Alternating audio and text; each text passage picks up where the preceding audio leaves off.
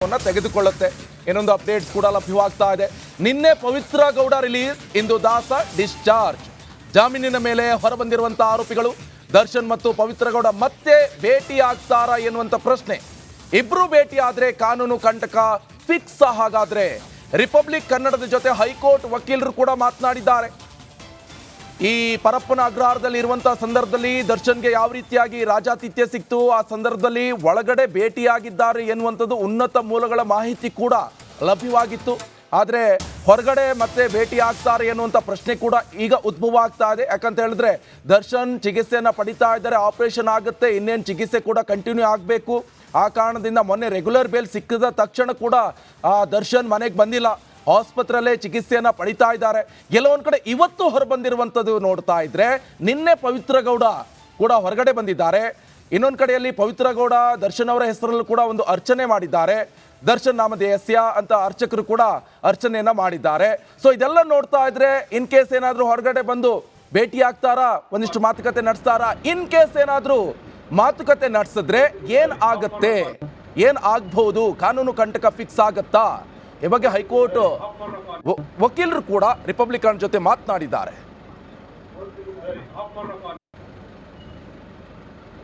ಚಿತ್ರದುರ್ಗದ Renukaswamy kidnap and murder ಕೇಸ್ಗೆ ಸಂಬಂಧಪಟ್ಟಂತೆ ಈಗಾಗಲೇ 17 ಜನ ಆರೋಪಿಗಳಲ್ಲಿ ದರ್ಶನ್, ಪವಿತ್ರ ಗೌಡ ಸೇರಿ 12 ಜನರಿಗೆ ಬೇಲ್ ನೀಡಿ ಹೈಕೋರ್ಟ್ ಆದೇಶವನ್ನು ನೀಡಿತ್ತು. ನಮ್ಮ ಜೊತೆ ಮಾತನಾಡೋದಕ್ಕೆ ಹೈಕೋರ್ಟ್ನ ವಕೀಲರಾದಂಥ ಸುನೀಲ್ ಕುಮಾರ್ ಸರ್ ಇದ್ದಾರೆ. ನಾನು ಅವ್ರನ್ನ ಮಾತನಾಡಿಸ್ತಾ ಹೋಗ್ತೀನಿ. 12 ಜನ ಆರೋಪಿಗಳಿಗೆ ಬೇಲ್ ಸಿಕ್ಕಿದೆ. ಹೊರಗಡೆ ಬಂದ ಮೇಲೆ ಆ ಆರೋಪಿಗಳು ಮೀಟ್ ಆಗೋದಾಗಿರ್ಬೋದು, ಮತ್ತು ಡಿಸ್ಕಷನ್ ಮಾಡೋದಾಗಿರ್ಬೋದು, ಎಲ್ಲರೂ ಒಟ್ಟಿಗೆ ಸೇರೋದಾಗಿರ್ಬೋದು, ಈ ರೀತಿ ಏನಾದರೂ ಮಾಡಿದ್ರೆ ಏನು ಪರಿಣಾಮ ಬೀಳುತ್ತೆ ಆರೋಪಿಗಳ ಮೇಲೆ? ಇದು ಕಾನೂನಲ್ಲಿ ಯಾವ ರೀತಿ ಚರ್ಚೆ ಮಾಡಲಾಗುತ್ತೆ ಸರ್? ನೋಡಿ, ಎಲ್ಲರೂ ಕೂಡ ಮಾತಾಡುವಂಥದ್ದು, ಒಟ್ಟಿಗೆ ಕೂರುವಂಥದ್ದು, ಮೀಟ್ ಆಗುವಂಥದ್ದು, ಅದಕ್ಕೆ ಯಾವುದೇ ರೆಸ್ಟ್ರಿಕ್ಷನ್ ಇರೋದಿಲ್ಲ. ಬಟ್ ಒಂದೇನಪ್ಪ ಅಂದರೆ, ಯಾರೂ ಕೂಡ ಪೊಲೀಸರು ಮಾಡಿರುವಂಥ ಸಾಕ್ಷಿ ಪಟ್ಟಿಲಿರೋ ಯಾರೇ ಸಾಕ್ಷಿದಾರಗಳನ್ನು ಡೈರೆಕ್ಟಾಗಿ ಅಥವಾ ಇಂಡೈರೆಕ್ಟಾಗಿ ಸಂಪರ್ಕ ಮಾಡುವಾಗಿಲ್ಲ. ದರ್ಶನ್ ವಿರುದ್ಧ ಫಾರ್ ಎಕ್ಸಾಂಪಲ್ ಪಟ್ಟಣಗಿರಿ ಶೆಡ್ನ ವಾಚ್ಮೆನ್ ಒಬ್ಬ ಸಾಕ್ಷಿ ಇರ್ತಾರೆ, ಡಾಕ್ಟರ್ ಒಬ್ಬ ಸಾಕ್ಷಿ ಇರ್ತಾರೆ, ಕೆಲವು ಪೊಲೀಸ್ ಅಧಿಕಾರಿಗಳು ಸಾಕ್ಷಿ ಇರ್ತಾರೆ. ದರ್ಶನ್ ಅವರು ಈ ಕಾರಿಂದ ರೇಣುಕಾಸ್ವಾಮಿನ ಕಿಡ್ನಾಪ್ ಮಾಡ್ಕೊಂಡು ಬರ್ತಿದ್ದಾಗ ನೋಡಿದವರೊಂದಿಬ್ಬರು ಸಾಕ್ಷಿ ಇರ್ತಾರೆ, ಶೆಡ್ಡಿಂದ ಹೊರಗೆ ಬಂದಾಗ ಒಂದು ಸಾಕ್ಷಿ ಇರ್ತಾರೆ. ಎಷ್ಟೋ ಜನ ಸಾಕ್ಷಿಗಳನ್ನ ಪಟ್ಟಿ ಮಾಡಿರ್ತಾರೆ. ಈ ಸಾಕ್ಷಿ ಪಟ್ಟಿಲಿರೋರನ್ನ ಡೈರೆಕ್ಟ್ಲಿ ಅಥವಾ ಇಂಡೈರೆಕ್ಟ್ಲಿ ಮಾತಾಡ್ಸೋಂಗಿಲ್ಲ. ಮತ್ತು ಇವರೆಲ್ಲ ಗುಂಪು ಕಟ್ಕೊಂಡು ಮತ್ತು ಹೆದರಿಸೋದಾಗಲಿ ಮತ್ತು ಬೇರೆ ಥರ ವರ್ತನೆ ಮಾಡೋದಾಗಲಿ ಅದು ಯಾವುದು ಮಾಡೋ ಹಾಗಿಲ್ಲ. ಯಾಕಂದರೆ ಪ್ರಾಸಿಕ್ಯೂಷನ್ರವರು ಮತ್ತು ಪೊಲೀಸರು ಒಂದು ನಿಗಾ ಇಟ್ಟಿರ್ತಾರೆ. ಬೇಲ್ ಕೊಟ್ಟಿದ್ರು ಕೂಡ ಇದೊಂದು ಟೆಂಪ್ರರಿ ಆರ್ಡರ್ ಮಾತ್ರ ಅಷ್ಟೇ. ಯಾವುದಾದ್ರೂ ಅತಿರೇಕದ ವರ್ತನೆಯಿಂದ ಅಥವಾ ದರ್ಶನ್ ಅವ್ರ ಕಡೆ ಇರುವಂಥ ಯಾರಾದರೂ ಈ ಅವರು ಸಂಗಡಿಗರು ಮತ್ತೆ ಅತಿರೇಕದ ವರ್ತನೆ ಮಾಡಿದ್ರು, ಯಾರಾದರೂ ಒಬ್ಬ ಸಾಕ್ಷಿದಾರನು ತಿರ್ಗಾ ಪಟ್ಟಣಗಿರಿ ಶೆಡ್ ಹತ್ರ ವಿಸಿಟ್ ಮಾಡೋದಾಗಲಿ, ಅಲ್ಲಿರೋರನ್ನ ಮಾತಾಡ್ಸೋದಾಗಲಿ, ಅದನ್ನ ಬೆದರಿಸೋದಾಗಲಿ, ನೀವು ನಮ್ಮ ಮೇಲೆ ಸಾಕ್ಷಿ ಕೊಡಬೇಡಿ ಅಂತ ಹೇಳೋದಾಗಲಿ, ನೀವು ಯಾರು ಕರೆದ್ರೆ ಹೋಗಬೇಡಿ ಅನ್ನೋದಾಗಲಿ, ಅವರಿಲ್ಲ ಅಂದರೆ ಅವ್ರ ಮುಖಾಂತರ ಬೇರೆಯವ್ರ ಮುಖಾಂತರ ಆದರೂ ಒಂದು ಫೋನ್ಗಳನ್ನು ಮಾಡಿಸೋದಾಗಲಿ, ಯಾವುದಾದ್ರೂ ಆ್ಯಕ್ಟಿವಿಟೀಸ್ ಮಾಡಿದ್ರೆ ಇದೇ ಹೈಕೋರ್ಟ್ನಲ್ಲಿ ಪೊಲೀಸರೊಂದು ಅರ್ಜಿಯನ್ನು ಸಲ್ಲಿಸಿ ಇಮಿಡಿಯೇಟಾಗಿ ಬೇಲ್ ಕ್ಯಾನ್ಸಲೇಷನ್ಗೆ ಕೇಳ್ಬೋದು. ಆಗ ನ್ಯಾಯಾಧೀಶರು ಖಂಡಿತವಾಗ್ಲೂ ಬೇಲನ್ನು ಕ್ಯಾನ್ಸಲ್ ಮಾಡಿಬಿಡ್ತಾರೆ. ಸರ್, ಮತ್ತೊಂದು ಕಡೆ ದರ್ಶನ್ಗೆ ಅಪಾರವಾದಂಥ ಫ್ಯಾನ್ಸ್ ಬಳಗ ಇದೆ, ಅಭಿಮಾನಿಗಳಿದೆ.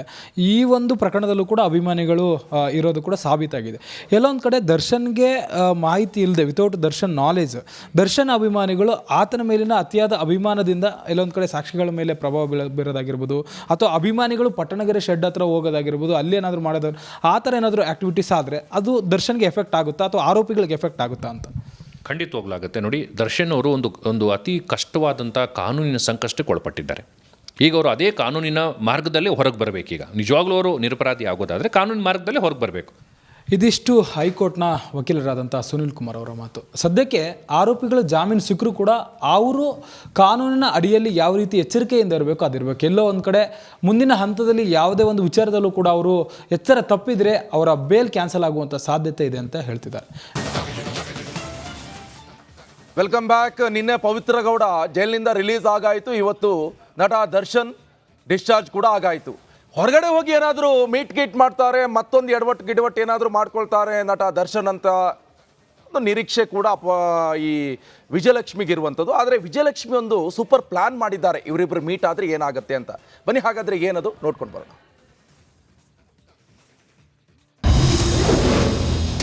ಪವಿತ್ರ ರಿಲೀಸ್, ವಿಜಯಲಕ್ಷ್ಮಿಗೆ ಆತಂಕ. ಪತಿ ಪತ್ನಿ ನಡುವೆ ಮತ್ತೆ ಬರ್ತಾಳ ಸುಬ್ಬಿ. ಪವಿತ್ರ ಗೌಡ ದರ್ಶನ್ ಬಾಳಲ್ಲಿ ಬಿರುಗಾಳಿ ಎಬ್ಬಿಸಿದ ಮಾಯಾಗಾತಿ. ರೇಣುಕಾಸ್ವಾಮಿ ಎಂಬ ವ್ಯಕ್ತಿ ಕೊಲೆಗೂ ಈಕೆಯೇ ಕಾರಣ ಎಂಬ ಆರೋಪವೂ ಇದೆ. ಸದ್ಯ 6 ತಿಂಗಳಿಂದ ಜೈಲುವಾಸ ಅನುಭವಿಸಿ ಜಾಮೀನಿನ ಮೇಲೆ ಈ ಪವಿತ್ರ ಗೌಡ ಹೊರಬಂದಿದ್ದಾರೆ. ಇದೀಗ ದರ್ಶನ್ ಪತ್ನಿ ವಿಜಯಲಕ್ಷ್ಮಿಗೆ ಹೊರ ಬರ್ತಿದ್ದಂತೆ ಶಾಕ್ ನೀಡಿದ್ದಾರೆ.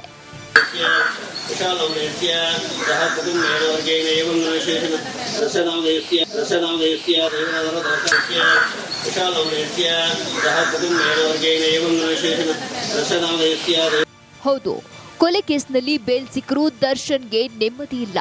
ಪವಿತ್ರ ರಿಲೀಸ್ ಆಗ್ತಿದ್ದಂತೆ ತಲಘಟ್ಟಪುರದಲ್ಲಿರುವ ಮುನೇಶ್ವರ ದೇವಸ್ಥಾನಕ್ಕೆ ಆಗಮಿಸಿ ವಿಶೇಷ ಪೂಜೆ ಸಲ್ಲಿಸಿ ಪ್ರದಕ್ಷಿಣೆ ಹಾಕಿದ್ರು. ಈ ಪೂಜೆಯ ನಂತರ ವಿಜಯಲಕ್ಷ್ಮಿ ಮತ್ತು ದರ್ಶನ್ಗೆ ಹೊಸ ಪೀಕಲಾಟ ಶುರುವಾಗಿದೆ. ದರ್ಶನ್ ಹೆಸರಲ್ಲಿ ಪವಿತ್ರ ಪೂಜೆ ಮಾಡಿಸಿದ್ದಾರೆ.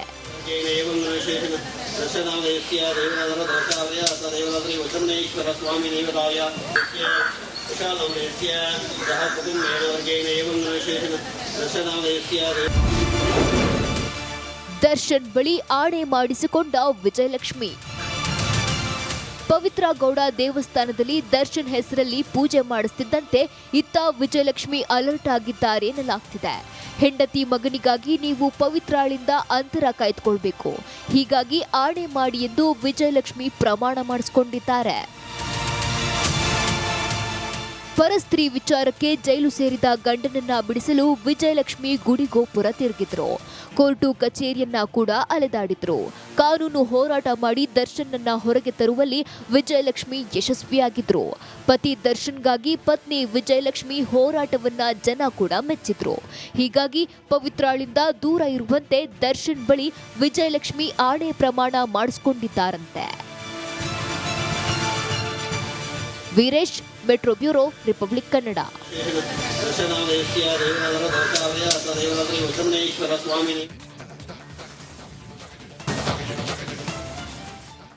Welcome back. ನಿನ್ನೆ ಪವಿತ್ರ ಗೌಡ ಜೈಲಿನಿಂದ ರಿಲೀಸ್ ಆಗಾಯಿತು. ಇವತ್ತು ನಟ ದರ್ಶನ್ ಡಿಸ್ಚಾರ್ಜ್ ಕೂಡ ಆಗಾಯಿತು.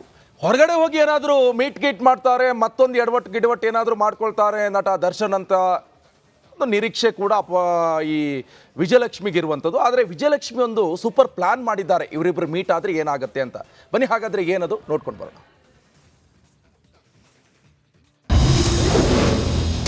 ಪವಿತ್ರ ರಿಲೀಸ್, ವಿಜಯಲಕ್ಷ್ಮಿಗೆ ಆತಂಕ. ಪತಿ ಪತ್ನಿ ನಡುವೆ ಮತ್ತೆ ಬರ್ತಾಳ ಸುಬ್ಬಿ. ಪವಿತ್ರ ಗೌಡ ದರ್ಶನ್ ಬಾಳಲ್ಲಿ ಬಿರುಗಾಳಿ ಎಬ್ಬಿಸಿದ ಮಾಯಾಗಾತಿ. ರೇಣುಕಾಸ್ವಾಮಿ ಎಂಬ ವ್ಯಕ್ತಿ ಕೊಲೆಗೂ ಈಕೆಯೇ ಕಾರಣ ಎಂಬ ಆರೋಪವೂ ಇದೆ. ಸದ್ಯ 6 ತಿಂಗಳಿಂದ ಜೈಲುವಾಸ ಅನುಭವಿಸಿ ಜಾಮೀನಿನ ಮೇಲೆ ಈ ಪವಿತ್ರ ಗೌಡ ಹೊರಬಂದಿದ್ದಾರೆ. ಇದೀಗ ದರ್ಶನ್ ಪತ್ನಿ ವಿಜಯಲಕ್ಷ್ಮಿಗೆ ಹೊರ ಬರ್ತಿದ್ದಂತೆ ಶಾಕ್ ನೀಡಿದ್ದಾರೆ.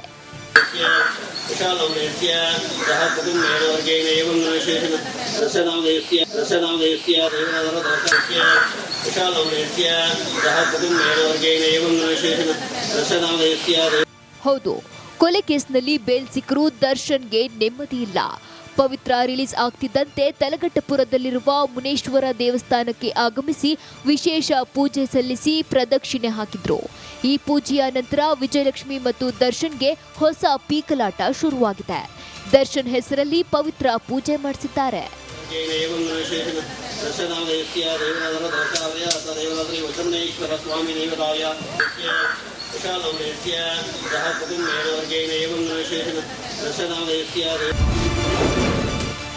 ದರ್ಶನ್ ಬಳಿ ಆಣೆ ಮಾಡಿಸಿಕೊಂಡ ವಿಜಯಲಕ್ಷ್ಮಿ.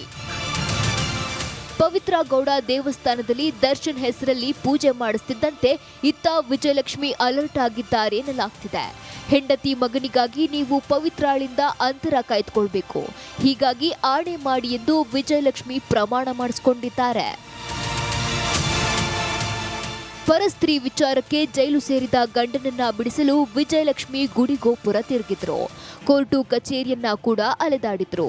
ಕಾನೂನು ಹೋರಾಟ ಮಾಡಿ ದರ್ಶನ್ನನ್ನ ಹೊರಗೆ ತರುವಲ್ಲಿ ವಿಜಯಲಕ್ಷ್ಮಿ ಯಶಸ್ವಿಯಾಗಿದ್ರು. ಪತಿ ದರ್ಶನ್ಗಾಗಿ ಪತ್ನಿ ವಿಜಯಲಕ್ಷ್ಮಿ ಹೋರಾಟವನ್ನ ಜನ ಕೂಡ ಮೆಚ್ಚಿದ್ರು. ಹೀಗಾಗಿ ಪವಿತ್ರಾಳಿಂದ ದೂರ ಇರುವಂತೆ ದರ್ಶನ್ ಬಳಿ ವಿಜಯಲಕ್ಷ್ಮಿ ಆಣೆ